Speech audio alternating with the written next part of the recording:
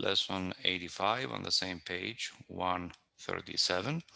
And we continue today with um, what means to be a chanter, basically, and the difference between chanters and church musicians that we explored last time. So the aim of this book and this project, Patriarch of Saltophiles, is to make you a chanter, not merely a church musician. And which brings me to my next point, musical instruments. Musical instruments are not allowed during any Orthodox church service.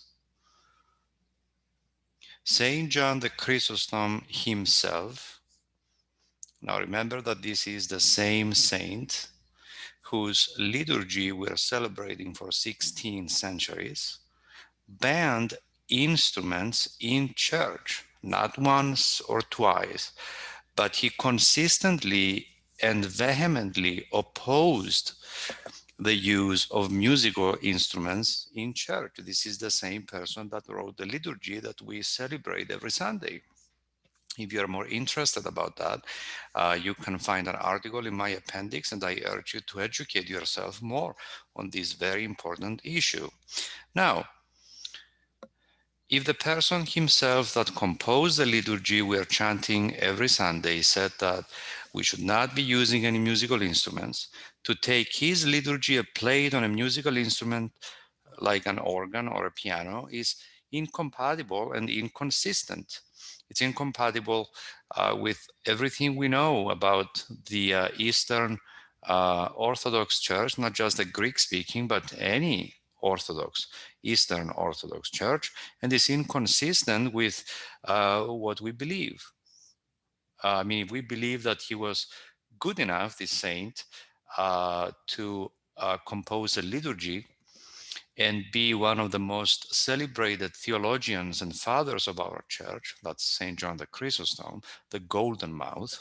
I mean, if we revere him and respect him so much, isn't it inconsistent when we do exactly the opposite of what he said that we should be doing, exactly using his liturgy?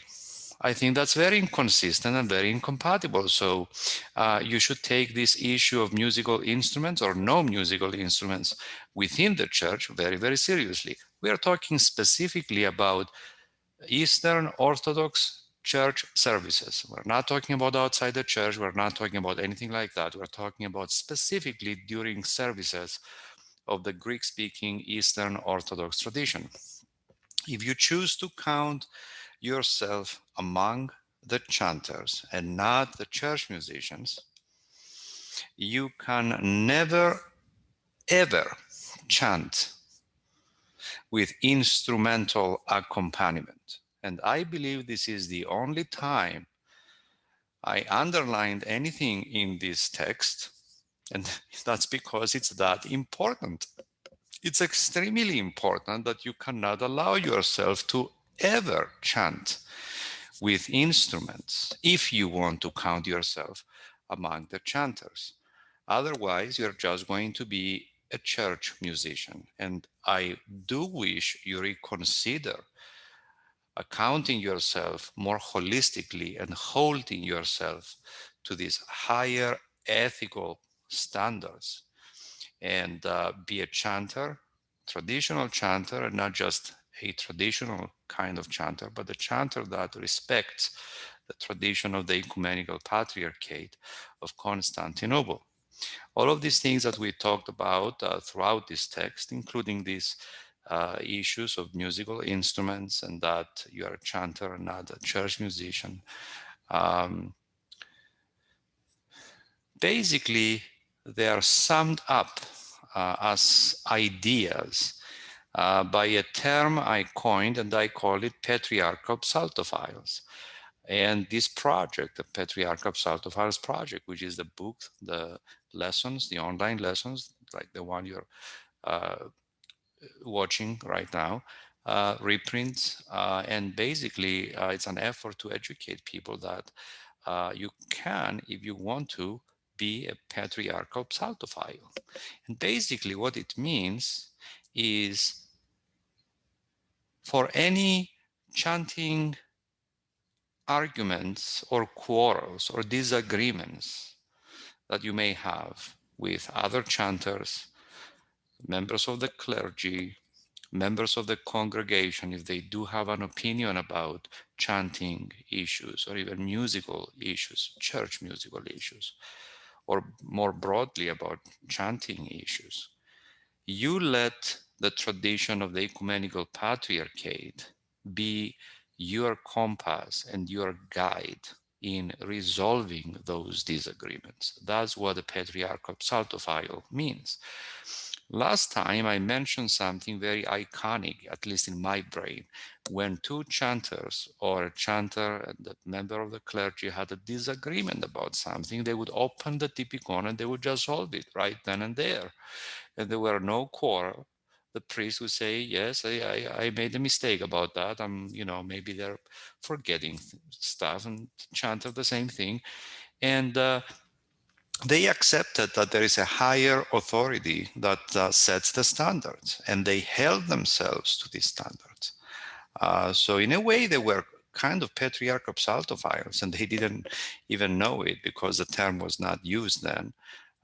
That's the way I am thinking about it. You're holding yourself to this higher standard, and all of this stuff that we are talking about uh, in this book and the whole spirit of this project of the Patriarch of Psaltophiles is that you're following this chanting tradition of the ecumenical patriarchate.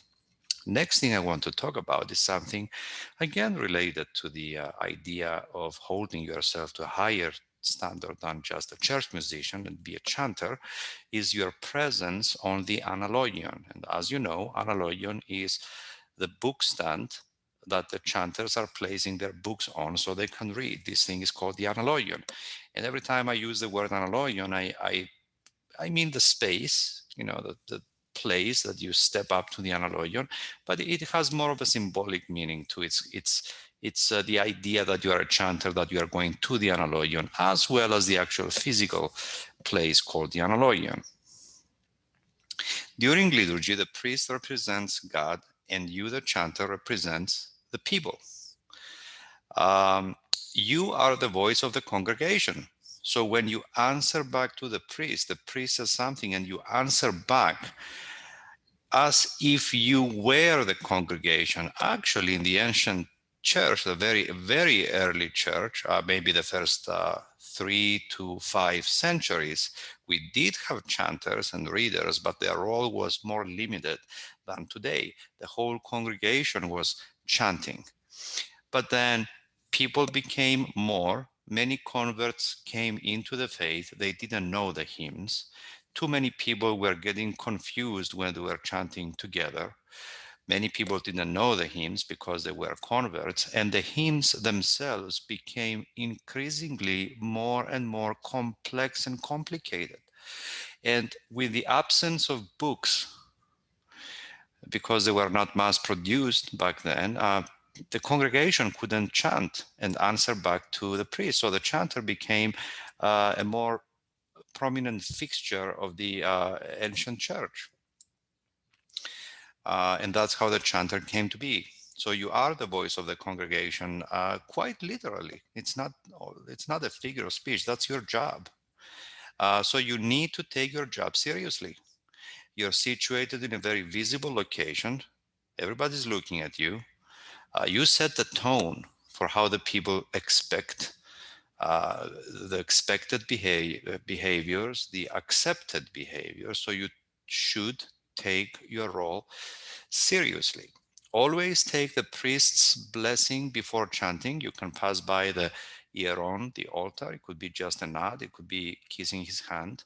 Um, Even if you disagree with the priest, he's still the priest and you're still the chanter. And this is part of our faith. So you need to take his blessing because he has the grace of blessing others and you don't. Be clean and groomed.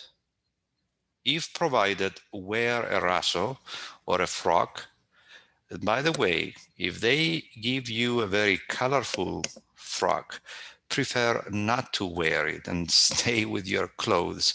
I've seen some extremely colorful frocks.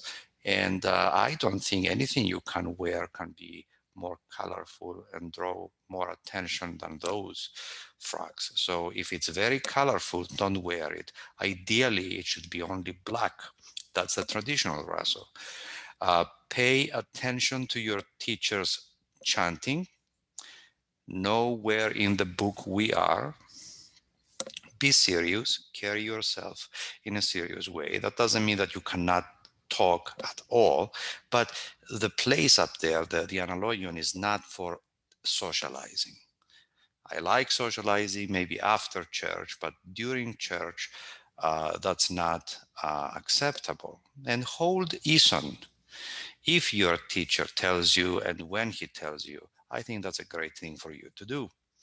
The next thing I want to talk to you about is epistle and gospel readings, which tie in nicely with the priest's declamations. And later, I just wanted to share with you a diagram that shows you the scale, and that is going to give you more of a picture uh, of where in the scale the priest declaims and the chanter chants.